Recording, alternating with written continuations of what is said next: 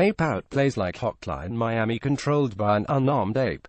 In dual-stick fighter offense, your coffee cup is your main weapon and also the body you have to defend. Dunklords captures and advances the NBA Jam subgenre better than any game in years. Exception is a harder Snails platformer that oozes style. 4Kids is buoyed by the breakdancing involvement of Kitty Koala. Forgotten and is like an anime you can actually control. Keyboard sports uses practically every key on the board for precise positional control. Stifle uses tight control of sound effects and limited visuals to create a real sense of tension. U-Earn Unlimited is a great puzzle game with SMB2-style controls. Wargroove shamelessly resembles classic Nintendo series Advance Wars and Fire Emblem. Ars Technica staffers began attending PAX West in 2007 when it was the only penny arcade expo around. A lot has changed in 10 years, but the biggest difference has been the exponential growth of playable independent games on the massive show floor. Even if we didn't have to wait in a single line, 4 days is simply not enough time to try out the hundreds of indie titles on offer at PAX today.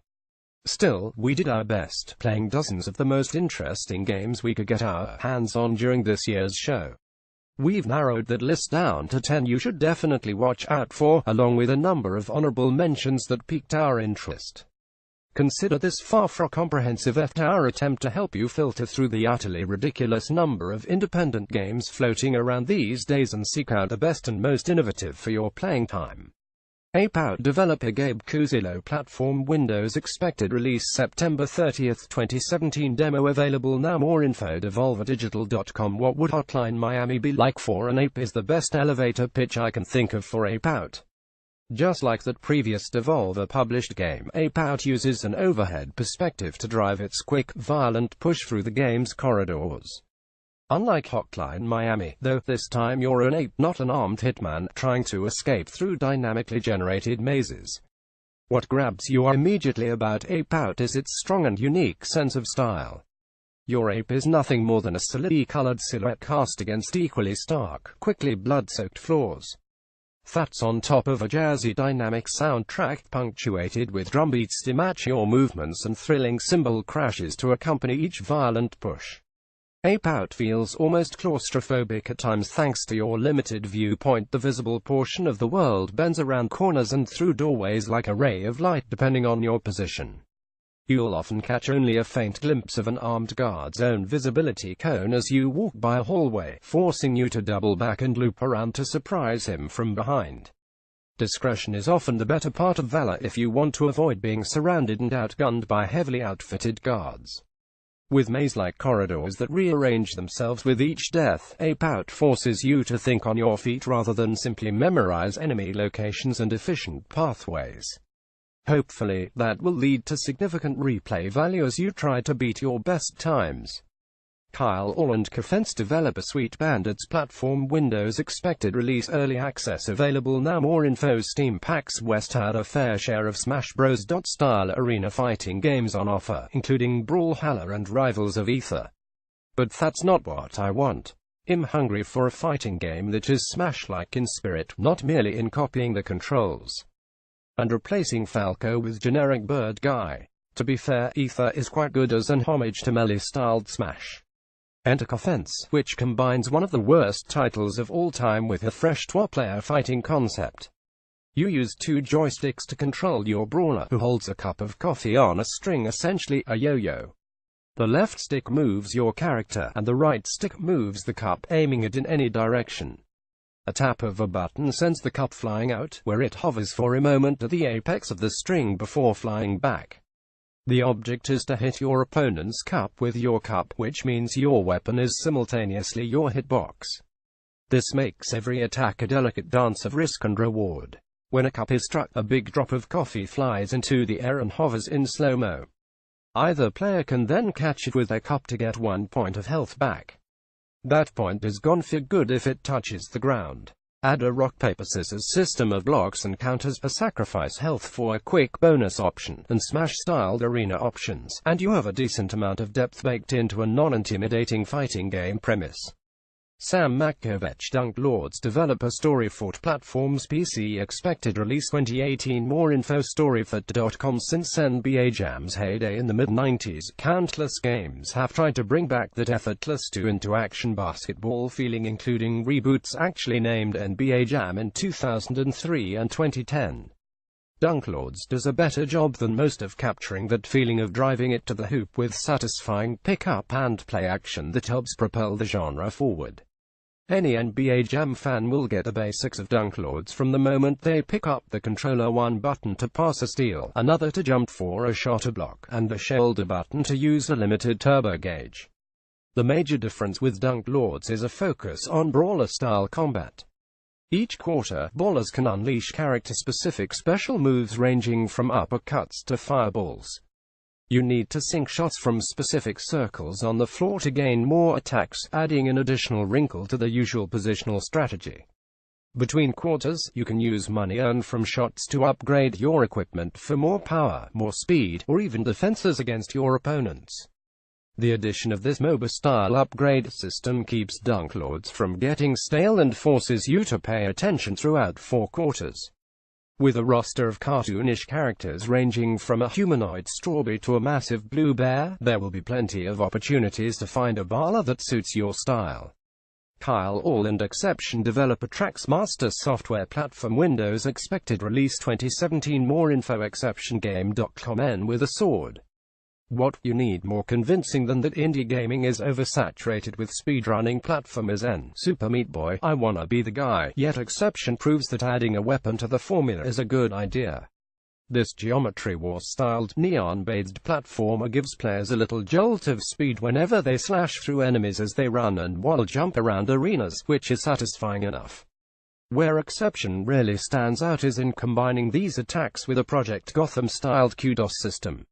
Pull off certain maneuvers, like attacking multiple enemies in a single jump or killing an enemy a single frame before running into it, and you'll get seconds slashed off your final recorded time, which in turn awards you higher ratings per level. There's also a pacifism bonus for not attacking any enemies in a run, which means players will have to decide whether it's worth sheathing the laser sword to shave seconds in a given level. Sam Makovech, Floor Kids developer, HoloLabs platform, Switch expected release holiday 2017. More info, floorkids.com. When a popular band or musician is affiliated with a rhythm video game, that usually comes in the form of songs being licensed. For longtime hip-hop DJ and beat maven Kiddy Koala's first video game, that wasn't going to cut it. Kiddy Koala himself, born Eric San, came to PAX to demo Floor Kids alongside the game's development team, and he wasted no time picking up a Nintendo Switch and showing us how it's done. Floor Kids emulates the style and feeling of how b-boys and b-girls chain together breakdancing moves, poses, and freezes to the beat of music. The game supports button taps and screen swipes, and its origins as a smartphone game were evident when San used a mix of single-finger and two-finger swipes on the screen to the beat of the music. His actions triggered and enabled a variety of dance moves. What jumps out about Floor Kids is its mix of sticking to a song's rhythm and being rewarded for chaining together improvisations and Street Fighter-like moves, which makes it decidedly different from touchscreen rhythm games like Elite Beat Agents or Hatsune Miku. The game's style helps a ton, too, as the hand-drawn, graffiti-styled characters and environs pulse to the music in a very attractive way. The developers still have work to do to make the button controls feel as fun as the touchscreen counterparts, but even if it's only good in the Switch portable mode, Floor Kids will be a worthy addition to the rhythm gaming pantheon. Sam Makovech, listing image by Atari. Page 2 developer, Throughline Games platform, Windows, PS4, Xbox One expected release late 2017. More info, ForgottenAnd.com. I have taken to calling this game the Cuphead of narrative puzzle adventure games.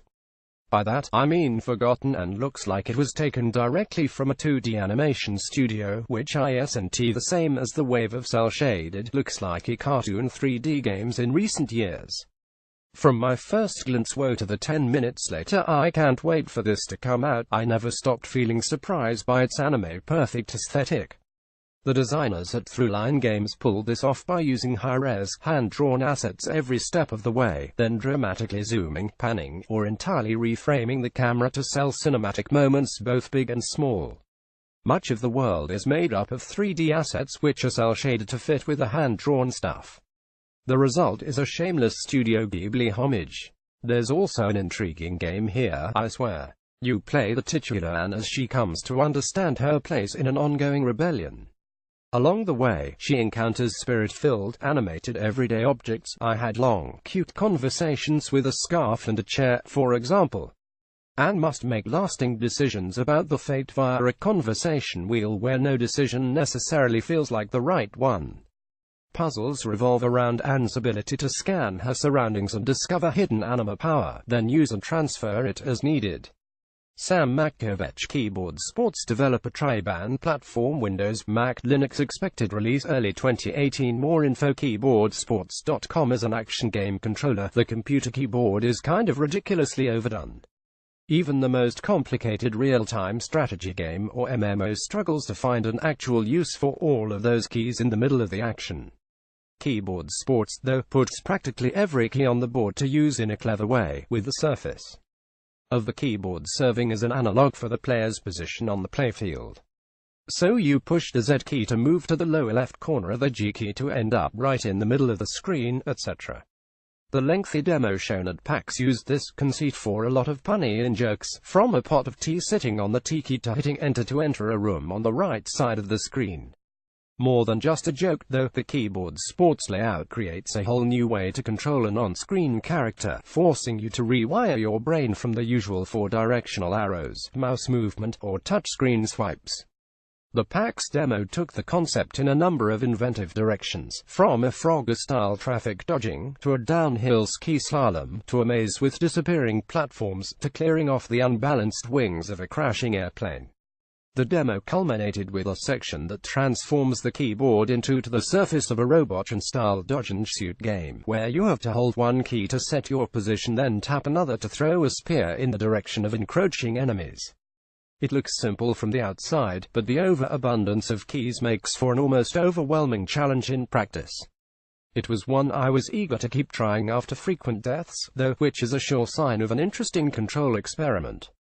Kyle Orland, Stifled developer, Gatai Games platform, PS4, PSVR, expected release 2017. More info, stifledgame.com. I'm not usually a big fan of horror games, much less so when I'm trapped in virtual reality and have literally no way to escape the gore jump scares developers want to send at my face. But the unique, minimalist presentation of Stifled drew me in and made my heart race with a pleasing tension that I had to physically shake off when I took off the PlayStation VR headset. The main conceit in Stifled is a complete lack of light. You can only see the bare outlines of your surroundings by making noise, which radiates out from your position in rippling, circular waves. In VR, you can generate that sound with a tap of a shoulder button or by actually speaking or yelling into the headset's microphone, adding an extra layer of immersion to the proceedings. Of course, the sound visibility goes for the game's shadowy antagonists, too, who give away the positions with every step and shriek in similar, visible ripples of blooded sound. This was put to dramatic effect at the end of the demo, with a hard-to-say screeching orc scaring my pants off from just behind the cracking walls of an underground corridor. Though this antagonist never touched me, the claustrophobic combination of the piercing noise and dark, encroaching corridor made for one of the most effective chills I've had in VR. I can't wait to see how else Stifled makes use of its intriguing conceit. Kyle Orland, UNOG Unlimited developer, Niflas Games platform, Windows, expected release TBA. More info, unog.com. PAX West 2017 saw a surprising number of solid, intriguing puzzle platformer games. UNOG Unlimited was the best of the bunch, combining the Super Mario Bros. 2 mechanic of picking up bad guys with 2 clever puzzle mechanics. First, every object and creature you pick up has a special impact on the world. Second, when you combine those objects, they react with each other in weird ways. You'll need to turn creatures into ladders, bombs, keys, temporary power-ups, and more, and you'll learn how the game works simply by picking up and applying every creature to every platforming puzzle you encounter. Creatures are the inventory, as is your knowledge of how they combine and where you need to take them. I'm a fan of games that turn knowledge into an important in-game item, like The Witness, and UNOG nails this. The original UNOG slipped past us when it launched in March as the latest game from the developer of Knit Underground. The expansion we played at PAX adds coupon a level editor. If you play by yourself, the second character is a dog that, in a pinch, you can control in a limited manner. Sam Makovech, Wargroove developer, Chucklefish platform, Windows, Switch, Xbox One, PS4, expected release 2018. More info wargroove.com. With Nintendo frustratingly refusing to revive the excellent Advance Wars series for over a decade now, it's up to third-party developers to take up the idea.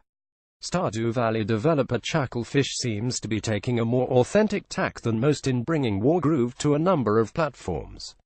Sure, the infantry, artillery, and bombers from Advance Wars have been replaced with beautifully animated 2D knights, catapults, and dragons for Wargroove, not to mention skeletons, dogs, balloons, and even the Starbound's plant like Florian. On a gameplay basis, though, the new game is almost a button-for-button remake of the familiar turn-based real-time strategy formula. You still have to balance the desire to attack with worries about counterattacks in a careful, positional chess match where you manage wounded units and produce reinforcements as you go. Wargroove will include a story mode with different campaigns for each of 4 factions, but much of the focus seems to be on online and local multiplayer, with highly customizable cooperative and competitive skirmishes. A detailed map editor should let the community create new scenarios to challenge each other with as well, if we're lucky. In any case, this should be a nice change of pace from the more serious, permadeath-laden genre fare like XCOM and Fire Emblem. Kyle Orland honorable mentions High Hell is like a late 90s Quake mod we never knew we had missed. Super Meat Boy forever simplifies the legendary platformer while keeping the difficulty. Vexter is a stripped-down arena combat game with easy pick-up and play potential. All of Wulverblade looks pretty much this awesome. Tiny Bubbles puzzles ask you to either add color to individual bubbles, sometimes mixing them, or watercolors or snipping bubble outlines to pop them. A peek at Astronaut the Best. Tiny Metal takes us back to the days of Advance Wars, but this time with voxel graphics. Use menus to fight in treachery in Beatdown City. Tempest 4000 exists, and it looks as awesome as this screen would make you believe. We really wanted to keep our list to the 10 best indie games we saw, but there were a few more titles we couldn't help but mention. Astronaut the Best manage a team of astronauts' personalities and sanity levels while convincing them to endure space atrocities. The art design is striking, landing somewhere between Tex Avery and John Kricfalusi. Edem Beatdown City. In this homage to River City Ransom, every time you're about to attack an opponent, a JRPG-styled attack menu appears with action points. Basically, it slabs Fallout 3's BAT system into a beat-em-up. Edem High Hell, extremely stylish first-person shooter with a low-polygon aesthetic and quick-hit levels filled with enemies that go down with one shot. High-octane to the extreme. Super Meat Boy forever a great follow-up to the Ultra Tour platformer that still manages to feel like Super Meat Boy despite simplified 2-button controls and an auto-running system that keeps you constantly moving. Tempest 4000. The glory of Tempest 2000 and TXK returns, with those games' creator Jeff Minter finally teaming up with the license holders at Atari. My eyes almost dried out because I stopped blinking while playing this one. Edem Tiny Bubbles, a physics-driven match-the-colors puzzle game. You have to pop and combine bundles of connected colored bubbles to get their colors to match up and clear out. A clever twist on the genre, with a cute physics-popping system in play. Edem Tiny Metal, a shameless Advance Wars clone that oozes style. Additions like base management spruce up the tried-and-true combat formula. Edem Wulverblade. Imagine if the oversized sprites and giant punches from the original Altered Beast actually had a deep fighting system attached. Plus, it looks cool as hell. Edem UFO 50. I already wrote about a dozen of UFO 50's games that I played at PAX, but it's good enough to mention yet again. Edem Vexter. Jump automatically between floating platforms while shooting flying discs to bump opposing players into the void of space.